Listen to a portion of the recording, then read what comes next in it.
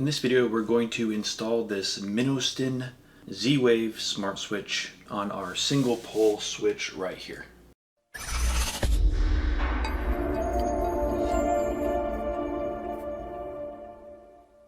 Hi, this is Justin from Simply Smart, where we make smart home technology as easy as 1, 2, 3. So if you're interested in smart home technology, consider subscribing for more content like this. Also, if you're interested in building the ultimate smart home, check out the video description for the 3 simple steps to get started.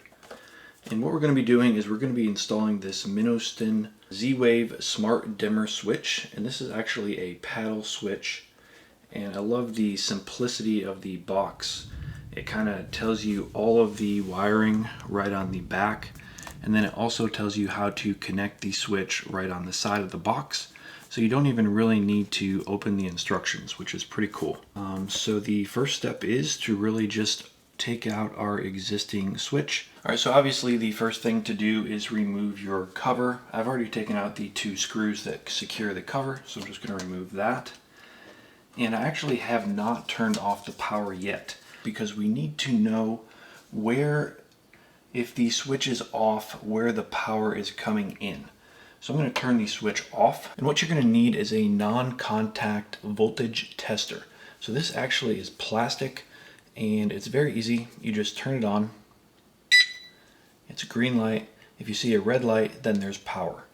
So right now the switch is on the off position, and if I tap the bottom screw is telling me electricity is coming in there.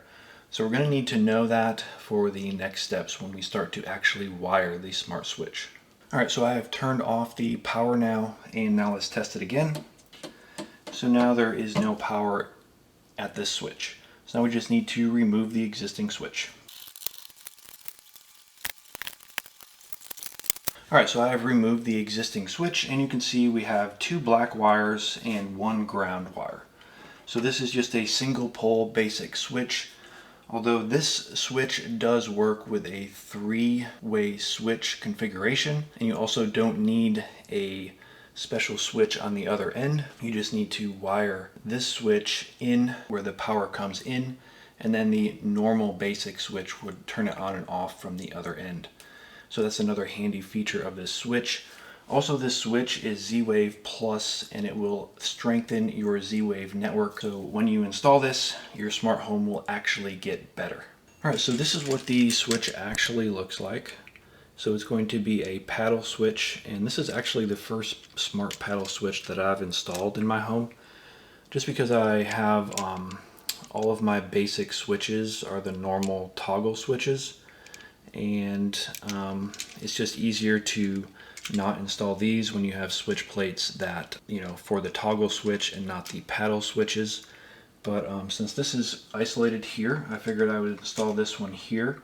And then what we're going to do is in this closet here, we use this as a pantry. I'm going to have this light above us here turned on when we open the pantry door.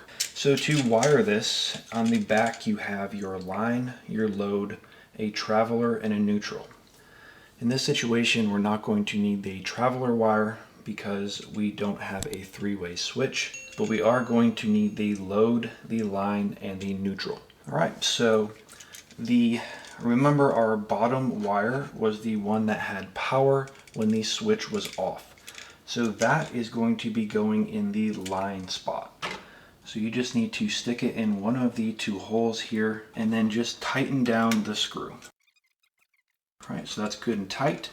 Now the other black wire that didn't have power, that is going into the load spot. And then our 3rd wire that we had on our old switch is a ground. That is just the bare copper wire, and that goes in at the top of the switch here.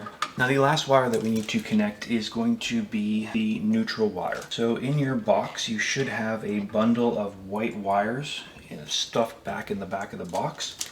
And then in with your switch, you got a wire, and you have some special screws to secure the plate. So we just need to take this out, and then what you're going to do is just undo the white wires and add your new white wire. And then on the back of the switch, it's going to go where the silver screw is. So just slide it in there and then tighten the screw just like the rest. Another thing you want to do is make sure that your switch is level, because there's nothing worse than walking by a crooked switch every day. And then just add the cover. And now we have the switch installed. We just need to turn on the power. All right, so now the power is on, and I do have a little blue light at the bottom here, so we know it's getting power. And remember, on the box, it's got the connection steps right here. So we're just going to go ahead and add this to SmartThings now. So now we just need to tap the switch 3 times to have it be discoverable. And you can see the light turned on, so that's a good sign. So SmartThings is not finding this switch. So what you may need to do is basically reset it to factory defaults. So it's a tap, tap, hold, and you have to hold it for about 10 seconds.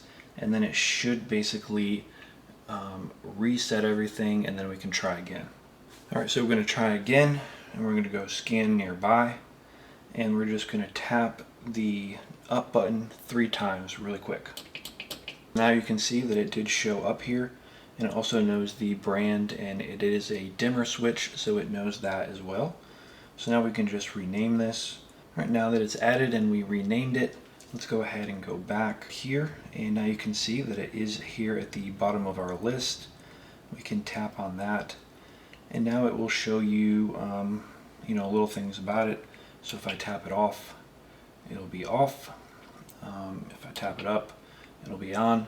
Also, I need to install a dimmable bulb above me because this was just a normal switch before.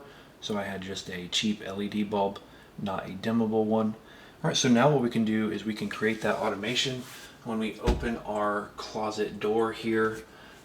That this switch will automatically turn on this light, and when we shut this door, it'll automatically turn off the light. All right, so we're over on our Sharp tools now, and we're going to create a new rule.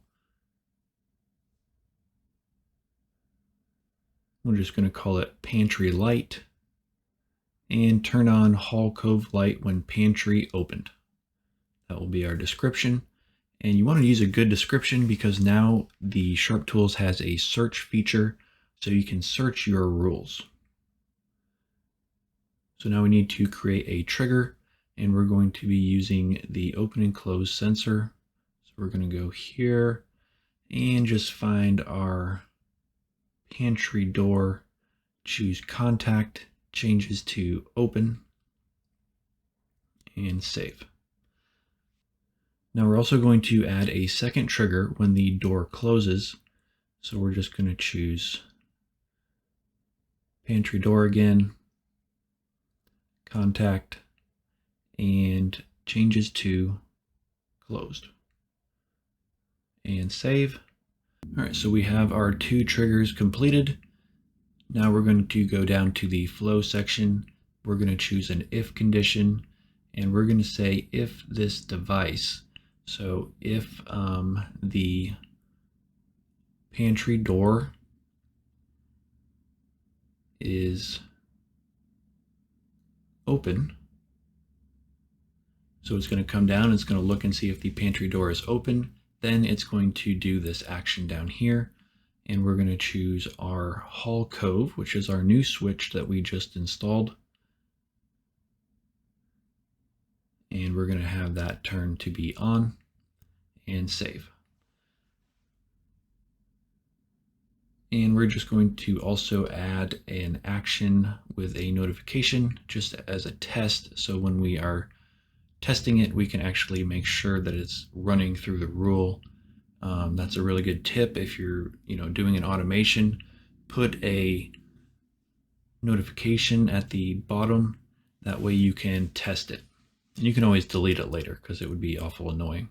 All right, now if the pantry door is open, it will run down and do the then, and now we're going to add the else. So if it's not open, which would mean it would be closed, then we're going to want to turn off the Hall Cove light. So we're just going to choose off and save, and let's go ahead and put the same notification over on this side as well. Click on save, and now we have our rule created. So the triggers are going to be whether the door is open or closed. then it's going to come down and say, well, if it's open, I'm going to go in the then section, and it's going to say, well, it's closed, so it's not open, and then it's going to go to the else section and run down this side. So all we need to do is save our rule now, and now we have that in our list. So I'm going to go ahead and walk over to the closet door, and when I open the closet door, the contact is now opened, although our SmartThings app is now gone offline, but you do see the push bullet there, and you did see the light turn on. I grab what I want, I walk away, and now the light turns off. You have now a automatic light right at your pantry. So I hope you found that video helpful. If you did, don't forget to like, share, and subscribe. Also check out the other videos on the screen now, and I will see you in the next video.